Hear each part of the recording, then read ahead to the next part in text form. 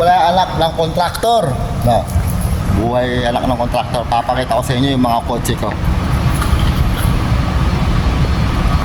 No, meron akong Chevrolet.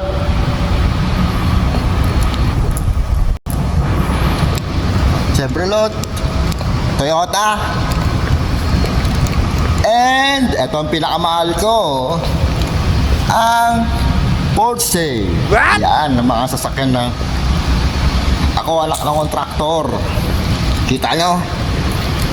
Meron pa akong Tesla. Asa na ba yung sports car ko rito? Sports car ko, pagpakita ka! Fortuner. Diba? Masarap ang anak, maging anak ng kontraktor. Ito ang sports car ko.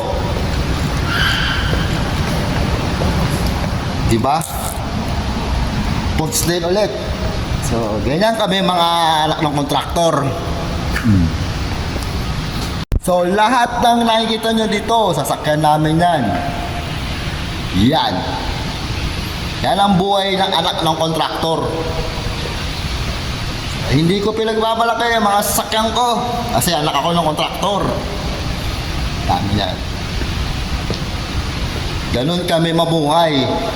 Yan, pamimigay ko na lang lahat yan bago mapunta ng costume.